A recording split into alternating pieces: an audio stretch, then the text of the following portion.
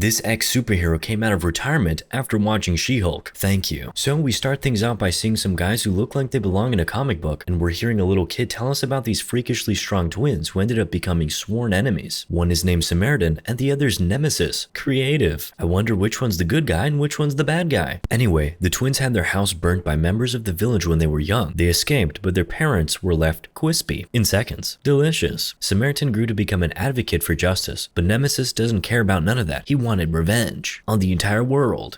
But what did we all do? I know I never burnt nobody's house. Samaritan tried to get his brother to calm down, but that only made Nemesis get madder. He said, you know what? I'll destroy you too. So he created this hammer in which he poured all the hate in his heart into. Apparently, that's the only thing that can destroy Samaritan. How cheesy. Nemesis then went to the power plant to destroy everything and everybody, knowing that his good brother will pull up to save the world. And he did. Boom. A fight broke out. A really interesting comic book fight, might I add. Next thing we know, there's an explosion that causes a blackout in the entire city, and boom, both Samaritan and Nemesis have stopped living, or so everyone thinks. Anyway, next thing we see is a little boy, Sam, watching some conspiracy theory video about Samaritan still being alive when his mom walks in on him asking him for some cash for the bus. He gives it to her and she leaves, but not before she gives the instruction everybody's mom gives: take out the trash. So little Sam walks himself over to the bin, but he uses that opportunity to do some quick graffiti under the rain, because why not? I love a kid who's dedicated to his art. But while he's desecrating the sacred bin, some gray-bearded man approaches, so little Sam goes to hide. He watches the man though. The guy, Joe, drops something in the trash and picks something from there and then goes back to his place. Next morning in class, little Sam is drawing Samaritan in his book while the teacher is there. Not paying attention in class? Relatable. Except that I always got in trouble, but it seems like little Sam doesn't. While little Sam is in class, Joe, who works with the trash company, is taking something out of the trash again. Alright man, one more thing from the trash and we'll have to start calling you trash guy. You're on strike too. Back to Sam. He's back home now and the locks have been changed and there's an eviction notice on the door. Obviously little bro doesn't know about NFTs, cause why you an artist and still poor? But then again, I'm older than him and still haven't figured out what the heck an NFT is. Oh, and I'm still poor. Fair enough. Anyway, since little Sam is locked out, he sits on the stairs drawing comics and he sees Joe. He engages him in a short conversation and shortly after some guy comes and offers Sam an opportunity to make some money. I know where this is going. What's he gonna do? Say no? Of course he goes with him. So the two boys break into an abandoned house through the window and start breaking the walls. They get wires from the walls and next thing little Sam is pushing this big guy on a trolley. They arrive at this warehouse where they sell the wires for $40 each. While they're still there, a convoy of black cars pulls up and some three guys approach the boys with another business proposal. They need someone to go make a distraction somewhere. The big guy says he won't do it, but little Sam says, why not? Little bro is a hustler. I respect that. So they take Sam to a shop and ask him to distract the old man there. He goes in there with an Oscar-worthy performance, asking for help. Old man comes out to meet him, but when he finds out that it's hot sauce on his head, not blood, it's already too late. The three fellas had already taken the boxes they wanted, but as it turns out, those are actually not the boxes they want. The 6'9" looking guy tries to blame it on little Sam, but he stands his ground and they break into a little fight.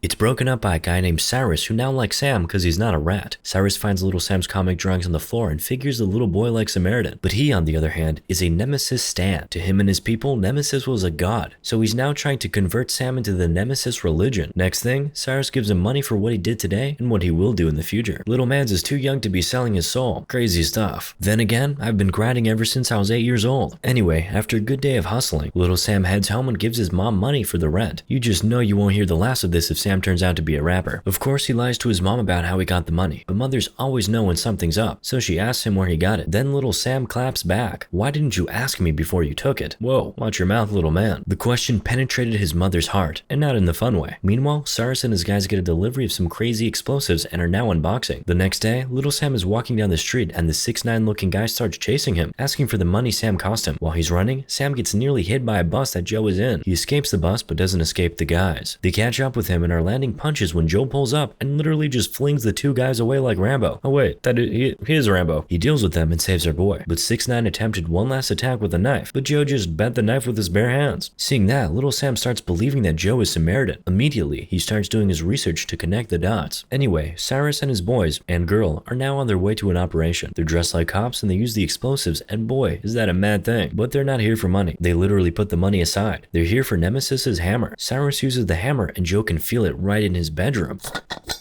It seems little Sam is right after all. Joe really is Big Sam. Samaritan, that is. He goes to tell the guy from the conspiracy video that he found him, but of course he doesn't believe him. Can't blame him though. Apparently little Sam has come to him on numerous occasions telling him other guys were Samaritan. Sam tries to convince him it's different this time, so he buys Conspiracy Guy's book to show him how serious he is. Seeing the effort, he invites him over and you can tell Conspiracy Guy is obsessed with Big Sam. Albert is now telling him about the hammer and the entire story of Samaritan and Nemesis. His theory is that Nemesis has planned to lure Big Sam went haywire and his hatred ended up destroying him. Now it's Sam's turn to talk and he's telling Albert all about Joe. Then he showed him the knife Joe bent with his bare hands. Still not enough to convince Albert though. The man too has cultivated a very strong grip after many years of strenuous activities with that hand. So little Sam is back doing his research, which is basically watching Joe's every move through his window. Oh, I do that with my neighbors too. Oh wait, he actually goes a step further. He breaks into Joe's house through the window. Wait, no, I do that too. Guess you could say Big Guy gave him some valuable work experience. He gets in and he's in awe. Like, bro, come on. If you're going to be a criminal, be a focused one. Well, he gets himself together and looks in Joe's wardrobe where he finds some old newspaper articles about Samaritan. Oh, getting close, aren't we? Meanwhile, 6ix9ine and his boys are now following Joe, obviously trying to get back at him for the butt whooping they received earlier. They don't attack this time though. So Joe goes up to his house and finds the mess the world's worst burglar made after taking his scrapbook with him. Joe wastes no time slamming on little Sam's door to ask for his book back. He hands it over and while his mom is losing her mind, his apology is, "I'm sorry, I'm a fan." What a lad. Next day, the two meet outside and Sam was explaining that he actually wasn't going to keep the album. He just thought he was Samaritan. But Joe says Samaritan is Rip in Peace. Little Sam is still not convinced though. He asks Joe why then does he have that scrapbook, and he replies that he's just a fan like him. Anyway, the questions start getting to Joe, so he's grumbling and walking away. Little Sam then shouts, "You're a liar, I don't believe you." Just when Joe turned to reply, 6ix9ine's car gave my man a clean slide tackle. But don't worry, he's built different. He just has a few broken bones here and there. Nothing too serious. As it turns out, he doesn't even need a doctor. He's just twisting and turning and realigning all them bones. That's it. Little Sam's convinced that that's Big Sam right there. Joe goes upstairs and has the strangest shower ever. Honestly, surviving the accident didn't really convince me, but this shower right here, surely that's Samaritan. Anyway, he explains that when he's hurt, he overheats like he's a NVIDIA graphics card and needs to immediately cool down with a cold shower and freezing ice cream. If not, his heart will explode. Hold up, explode? And he's a twin? And he needs something that rhymes with tower? Whoa, conspiracy moment. Next thing, little Sam is telling Big Sam how he once saved his late dad. Later that night, Cyrus and his guys use that crazy explosive again, this time in the middle of the road. Then, Cyrus with Nemesis's hammer and mask is addressing everyone that is gathered. He's giving his "I have a dream" speech, but this one is looking more like a nightmare. Ha kill me. But it works. By the time he's done, the crowd is wearing masks and simping for Nemesis. He's officially an influencer. Relatable, I think. However, there's one guy who's recording on a phone that looks like it was made in the 80s. Also, he's the only one recording. What century was this movie made again? Because if something like that happens right now, everyone wants to have it on their story for sure. Anyway, the next day little Sam is following Joe, but he's caught pretty easily. Joe lets him come along though. They head to some kind of pawn shop, and Sam ends up disappointed that Big Sam doesn't use his powers to finish off a guy who rudely bumped into him. Kid has no chill. He forgave that guy, but not the door. The door experiences full wrath. Reminds me of my dad punching holes in the walls after having angry juice. After that, Joe starts telling little Sam about how strong he once was, and you know, giving him stories from the past. He does that till dusk. Then when they get home, little Sam is telling Big Sam that sometimes he gets scared and the first thing on his mind is to run. I can definitely relate. Good thing the Samaritan is on our side. He says it's the smart thing to do. Street fights are for fools. At this point, the two have become friends, and Joe offers to repair Sam's broken watch. At that point in time, they call it a night. Get it? Many mornings after, Joe is watching the news and eating cereal when the newscaster mentions that a guy has been claiming to be Nemesis and is the cause of recent riots. You could tell that they really got to him with the way he cracked his cereal bowl, literally like an egg. Then he goes out and Sam is all smiles and asking him to teach him how to fight. Dude needs to learn how to read the room. Anyway, Joe agrees to teach him up on the roof, and oh, little man actually got some moves. Apparently, his dad taught him how to fight, but when he died, he was no longer able to fight. But training quickly goes wrong when little Sam punches Big Sam in the belly. He now needs ice for his fist. While his fist isn't ice, he asks Joe the big question: what happened between you and Nemesis? That quickly ruins things and Joe sends him home. Next thing, Cyrus and his crew pull up on Sam and it's time to pay what he owes. They take him to the warehouse and the lady is whitewashing Cyrus and warning Sam not to disappoint them. After that, Cyrus takes him out to resume duty, which is to whistle when he sees a cop. But little mans can't even whistle. While he's trying and failing horribly, two cops pull up in a cop car and Cyrus hands something over to them. But Sam's job isn't over. He's still on lookout duty. But does Sam do his job? Definitely not. He sneaks into the warehouse to watch what the gang is about to do to a cop who didn't agree to look the other way when they asked him to. But they didn't even have to do anything. They just threatened him with fire and he promised to leave and never come back. But just like you have seen in many Hollywood movies before, Cyrus clapped him when he was running away. Always give people hope, Cyrus says. Hey, they copied this from Black Panther. Seeing that, little Sam is terrified and shook. Why wouldn't he be? Anyway, Anyway, as he's leaving, he sees 6ix9ine and his crew beating up Big Guy, who's crying for help. He intervenes with a few punches to the guys and tells Big Guy to run, but he was beaten unconscious for his good Samaritan efforts. 6ix9ine and crew then push him in a trolley to his house and run away when they notice Joe staring from his window. Joe then takes Sam to the hospital. More interestingly, 6ix9ine, who was shocked that Joe, aka Big Samaritan, is still alive after that vehicular slide tackle the other day. He runs to the warehouse to express his shock to the crew in a lot of words. 6ix9ine being a chatterbox? Absolutely no surprises there. Of course, the guys don't believe that Big Sam is still out there, but Cyrus asks to meet him. So 5 of them pull up at his hood in disguises, and once they see him, they start following him. They finally stop him and they try to start a fight. The Samaritan is a good sport, so he warns them first. But of course, they don't listen. They never do. He claps 4 of them easily and throws one into traffic. Oh, now you all pull out your phones. Great. Anyway, a little girl who watched it all go down is now asking Samaritan some questions. But while he's talking to her, the last one of the crew came and threw that crazy explosive. Fortunately, Big Sam recognized it quickly and saved himself and the little girl, using a car as a shield. Hopefully insurance pays for that. He quickly flees the scene as the cops were pulling up, and now he's home packing his bags to skip town. He's all over the news now and he doesn't like all that clout. He's just like me, for real. Only difference is I don't have clout. But while he's packing up, little Sam knocks at the door. He's now telling Joe about what Cyrus is planning with the power station. The little boy's trying to get Joe to help, but he says he can't. For the second time, Sam is disappointed. He tells him, "You're just as bad as everyone else," and he walks away. He didn't even turn back when Joe called out to him. Over at Cyrus's warehouse, they're watching the news too, and the whole Samaritan is back thing is really pissing Cyrus off. So he takes the hammer and smashes the TV while screaming, "Hammer time!" Next thing, they pull up in their convoy to the Samaritan's house to take him out. He's not home, but they don't care. They spray the entire house with bullets from their revolvers, and while they're doing that, Cyrus sights Sam and his mom from the window and asks his crew to go get them. Sam and his mom run up to the roof where the gang traps them. They tear the mother away from her son and take Sam away, but not before little bro landed a punch on 6ix9ine's face. Pog.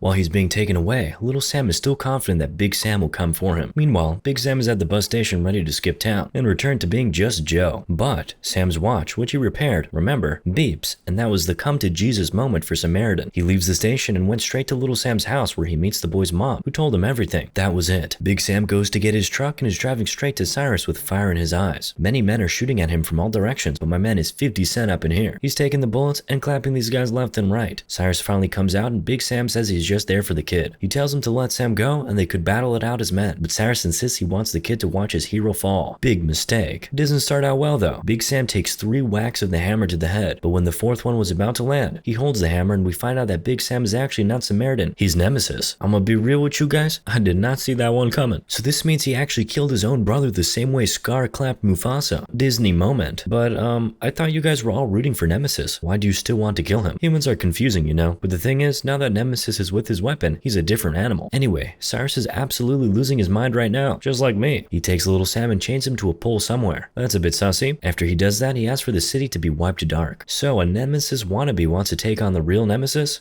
Sounds really brilliant if you ask me. At this point, Nemesis is running through walls. He seems a little tired, but a tired Nemesis is still clapping these beta males. Oh, and here comes my favorite part of the movie. He uses this guy's own explosive on him and tells him, wait for it, have a blast. Chills. That was truly one of the lines of all time. Anyway, little Sam is still chained in a room that is now burning while his mom is all the way down looking for him. Nemesis comes to get him, and when he drops his hammer to go retrieve the little boy, Cyrus picks it up and starts beating him up again. At this point, Nemesis' heart is doing that thing where it feels like it's about to explode. He, however, gets back up to fight but is very nearly thrown off the roof, hanging only by his fingertips. The same way I'm barely hanging on to happiness right now. Sorry, that was too real. Little Sam shakes himself free and tries to be a hero by hitting Cyrus on the back with a pole, but he's easily thrown to the floor. Nemesis then finds his vintage strength, wraps the hammer around Cyrus, picks him up, and throws him into the burning mess. All that took him back to the moment when he did something similar to his own brother. You know, the real Big Sam. After destroying everything and everybody, Nemesis needed Sam to burst a pipe for him to live. He then picks Sam up and literally flies into another building in a way Vin Diesel will be very proud of. Finally, Sam confronts Nemesis, telling him he can change and be a good guy now. But Nemesis basically tells him everybody is capable of good and evil. We all just have to choose. Then poof, he disappears, leaving Sam awestruck. Sam is then reunited with his mother, but he's something of a little celebrity now. Cameras and mics all in his face, and boy is he loving it. Meanwhile, Albert is somewhere in the background telling him he was right all along. Too late now, you clout chaser. Anyway, little Sam's watch beeps. He lifts his head and looks into the crowd, sees Joe, gives him a smile and a nod, and then walks away.